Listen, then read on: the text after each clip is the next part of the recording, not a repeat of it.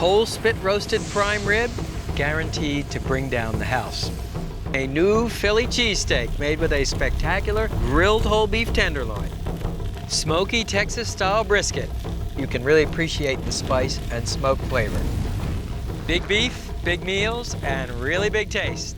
I'm Stephen Raichlen, and from the beautiful Tubac Golf Resort near Tucson, Arizona, it's time for Beef on the Grill.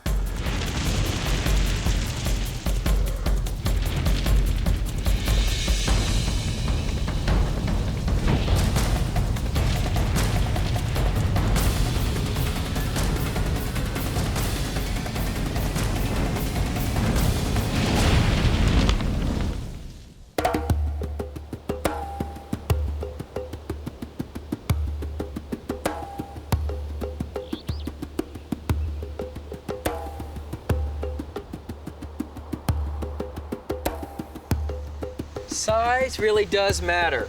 Every aspiring grill master should know how to tackle the really big cuts of beef. Brisket, prime rib, and beef tenderloin. Big beef, like big game, will impress the hell out of your friends and family. Are you up to the challenge? Well, when it comes to barbecuing and grilling, the last place on the planet you think about is England. A, because they don't have a barbecue tradition, and B, because it rains so much. But they do have a fabulous big beef dish, and it is prime rib with Yorkshire pudding. So I had the idea to cook the prime rib using the spit roasting method, and then further to enhance its flavor by making a series of slits in the meat, and in some placing sprigs of fresh rosemary, in some slivers of whole garlic, and finally in some slivers of Asiago cheese. Half the secret of mastering the grill is learning the art of showmanship. Few dishes are more spectacular than a sizzling, spit-fired rib roast. This is a 14-pound full rib roast. And there's a strip at the bottom called the lip. It's mostly fat, so you want to ask your butcher to remove it. Now you can see I've laid out 6 strings parallel to one another, and you'll see why in a moment. Arrange some fresh rosemary sprig on the strings, 1 row every 4 inches. Then place your rib roast on top of the rosemary. Now here comes the cool part. Taking the tip of a paring knife, and you want to put your thumb about 1 inch up from the end of the blade, make a series of incisions in the roast, placed about 1.5 inches to 2 inches apart.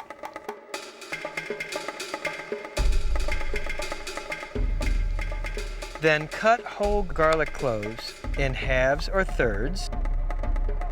Cut rosemary branches into 2-inch sprigs.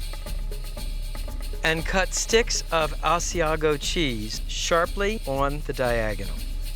Next, insert a clove of garlic in one hole, a sprig of rosemary in the next hole, and a sliver of Asiago in the third hole. Continue in this fashion until the roast is entirely studded with garlic, rosemary, and cheese.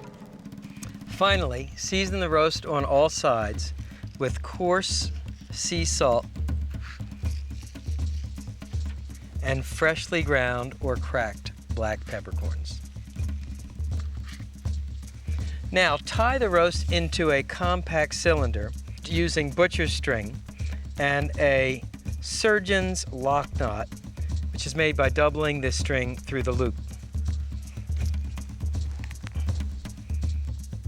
Here's another knot. This is a butcher's knot. You come through, loop the string over your finger, bring it under and around, tuck the end through, and then pull the string tight. And don't forget to cut off the ends of the strings with the scissors.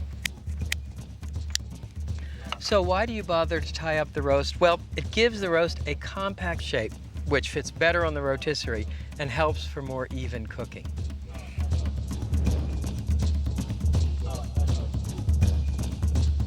There are just 2 things left to do.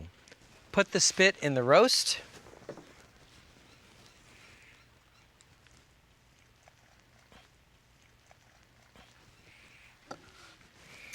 Don't forget to put the other prong on to hold the roast. And don't forget to season the bottom.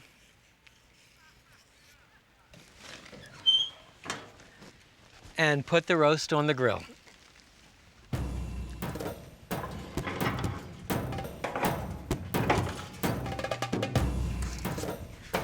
I've taken out the grill grates to give a little more clearance room and placed 2 drip pans under the roast to catch the drippings.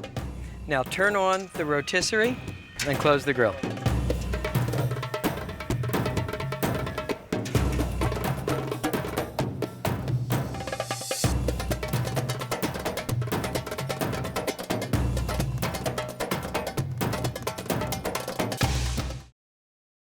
It's been 2 hours and check out our rib roast. It looks perfect. But the way you tell for sure is to use your trusty instant read meat thermometer. We're looking for an internal temperature of about 125 degrees. That's rare. So insert it in the roast, midpoint but not touching the skewer. Bingo, we're at 125. Remember, a roast this size is going to continue to cook 5 to 10 degrees warmer in the center as it rests.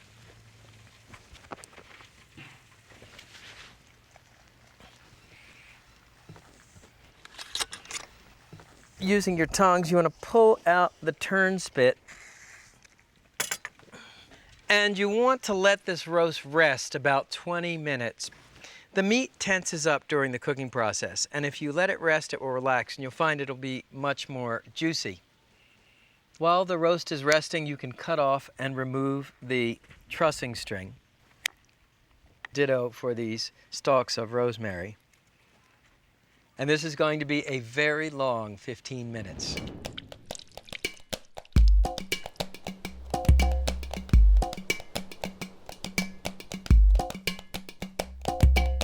All you have to do is carve it.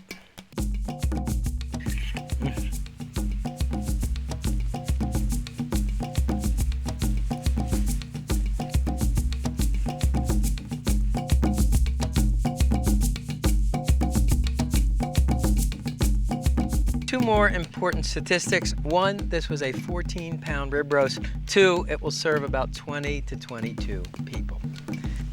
And with the beef, a rosemary peppercorn sauce. The recipe's on our website.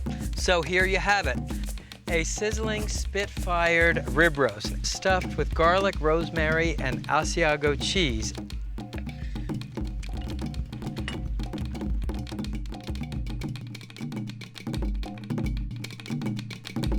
In Philadelphia, cheesesteak is made with some of the most inexpensive beef, top round or bottom round, that's thinly sliced on a meat slicer. And the idea is you slice it thinly to cut the tough meat fibers so it will give the illusion of being tender.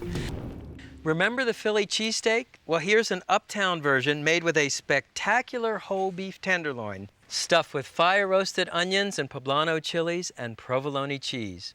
It's a guaranteed showstopper, and best of all, you can make it in less than an hour. There are just 2 things you need to do ahead of time: grill the onions and roast the chili. I call these onion lollipops, and the skewer helps keep the onion slices from falling apart during grilling. Brush each slice with extra virgin olive oil on both sides, then season with salt and pepper. By the way, you can do this at a previous grill session the night before, for example. And just to show you here, we've got a couple onions and peppers I grilled earlier. This is a whole beef tenderloin, 3 pounds of pure carnivorian pleasure. Trim off the silvery skin on the top.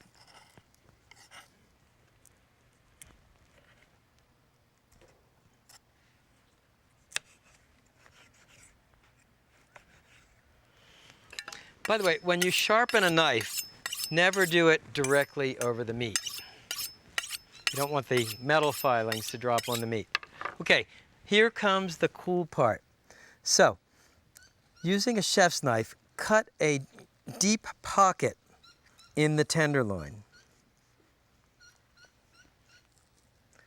And the idea here is you want to cut to, but not through, the far edge.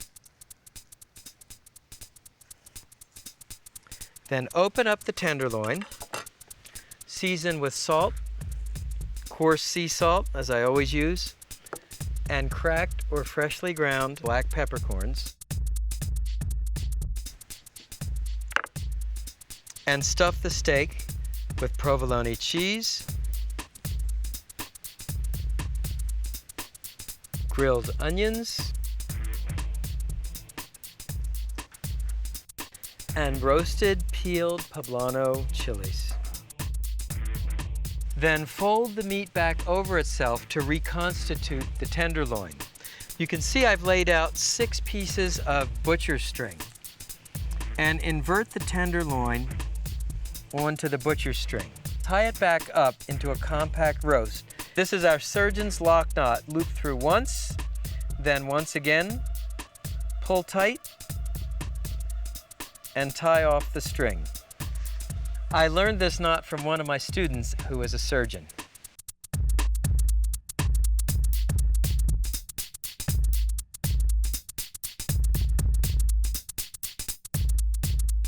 Snip off the ends.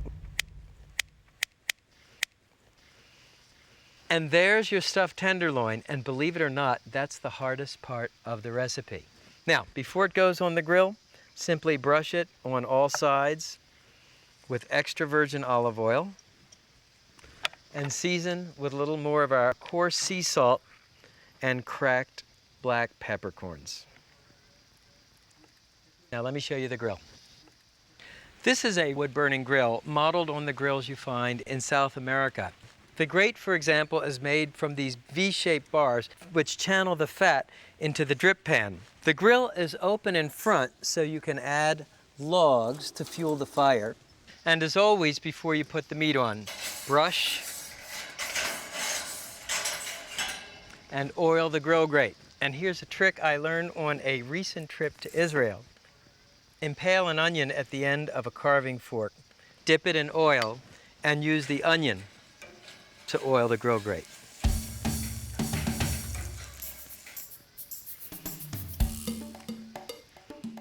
And place the tenderloin on the grill.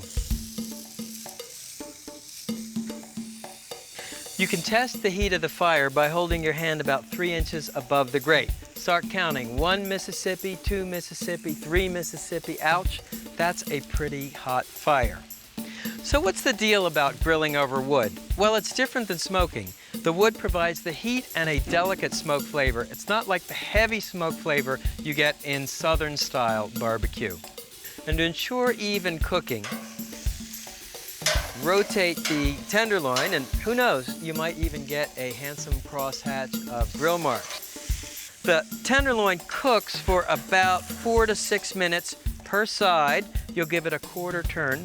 Total cooking time, somewhere about 16 to 24 minutes. And meanwhile, with our Philly cheesesteak, how about some grilled garlic bread?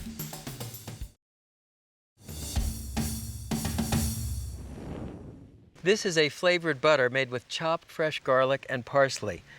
Spread it on your favorite bread. I use salted butter. It has more flavor than unsalted. And barbecue is delicious, but it's not subtle. And because bread tends to stick to the grill grate, always remember to oil the grate before putting on the garlic bread. Toast the garlic bread buttered side down first. Now remember, bread and butter are 2 of the most flammable substances you can put on a grill, so do not desert your post.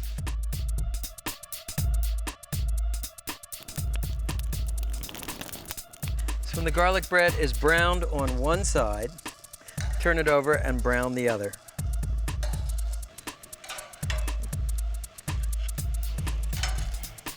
So here's the grilled garlic bread, and I can't wait to chomp into this one. how delicious that looks. So let's check on the tenderloin. Now, there are two tests for doneness. The first is the old poke test. The meat feels gently yielding. Of course, you can also use an instant read meat thermometer. Insert it in one end of the tenderloin. You're looking for about 145 degrees, and we are right on the money.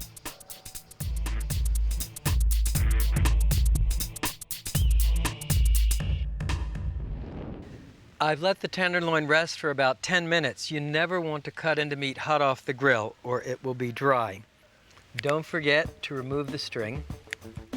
If you let it rest, the meat will relax and it will taste much more juicy.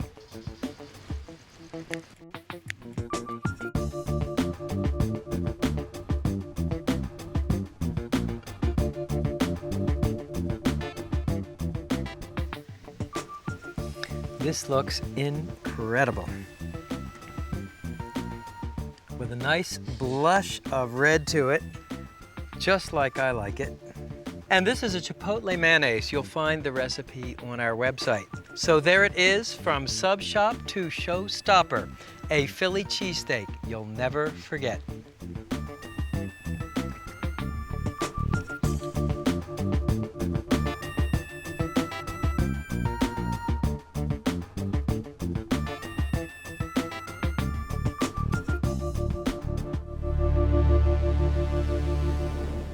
If you were a pit master in Texas, you'd start with what's called a packer brisket. It's whole brisket, 18 pounds of pure proteinaceous pleasure.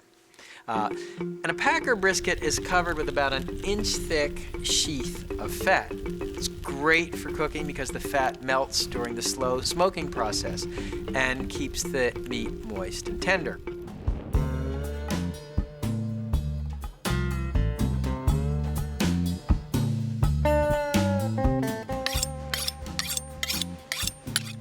Admit it, guys and gals, here's why you really tuned in. You want to master brisket. We get more correspondence about brisket than any other topic. So listen up. Here's everything you need to know to turn out a textbook Texas brisket. Brisket comes in many cuts and sizes. This is called a packer cut. It's almost the entire brisket, including a cap of meat called the decal. This is a first cut or brisket flat, and it's what you're likely to find at the supermarket. Like so many smoked meat recipes, this one begins with a rub. Start with salt, black pepper, chili powder, brown sugar, onion powder, garlic powder, cumin, oregano, and cayenne pepper for heat. Mix the ingredients together, breaking up any lumps in the brown sugar. And spread the rub over the brisket.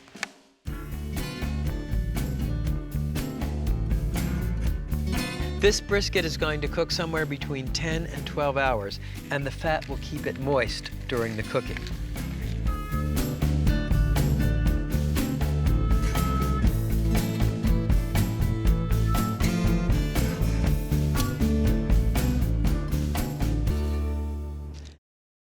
Now, these two cuts of meat require a slightly different approach. The packer brisket has so much fat, it can go into the smoker as is. With the flat, because it's so lean, I like to cook it in a foil pan to protect the bottom from the heat, and also drape the top with bacon. To cook the briskets, I'm using the classic Texas-style smoker. It's called an offset barrel smoker because it has a firebox that is slightly lower than the smoke chamber. Now, the end of the smoke chamber closest to the firebox burns hotter than the chimney end of the smoke chamber. So I'll put the packer brisket thick side towards the fire. The smaller, leaner brisket flat can go further away from the fire, and close the firebox.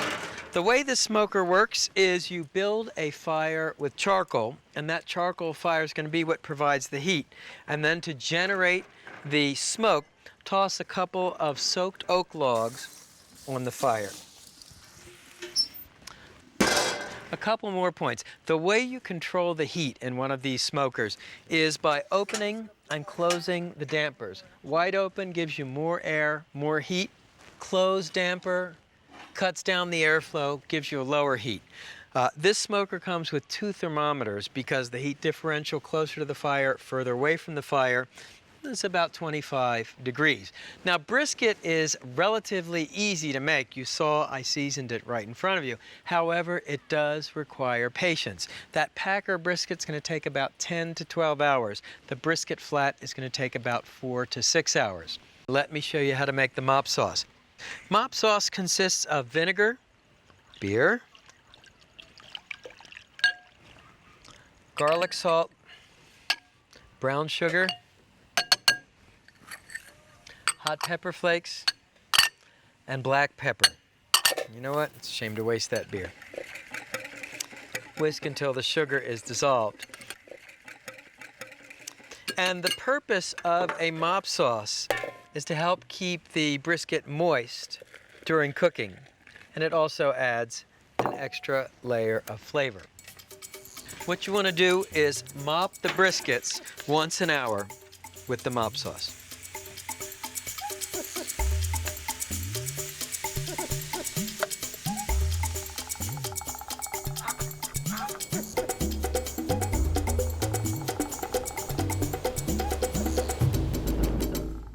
It's been 6 hours and the smaller brisket should be ready, but the way you check it is using our trusty instant read meat thermometer.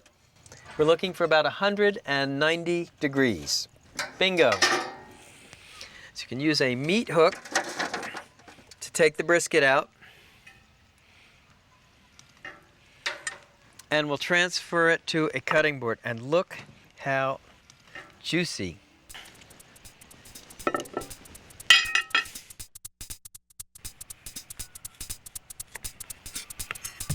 The knife just glides through this meat.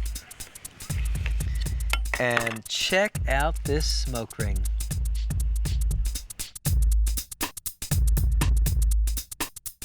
And I always like to show a bit of the big piece of brisket.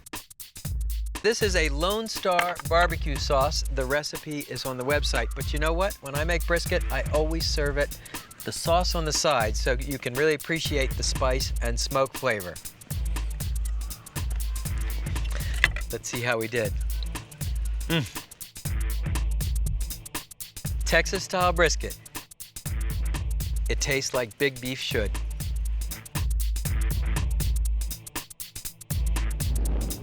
A sizzling, spit-fired whole rib roast. Smoky Texas-style brisket. And a new Philly cheesesteak. Mammoth beef for a master griller. See you next time. Actually, the first time I saw a guy using a mop, and it's a floor mop, to apply a sauce, was in Owensboro, Kentucky, home of barbecued mutton.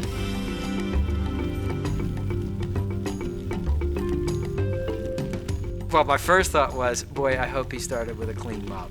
I'm just kidding. Actually, my first thought was, I have to do this at home, and I have to do this on television. This is too cool.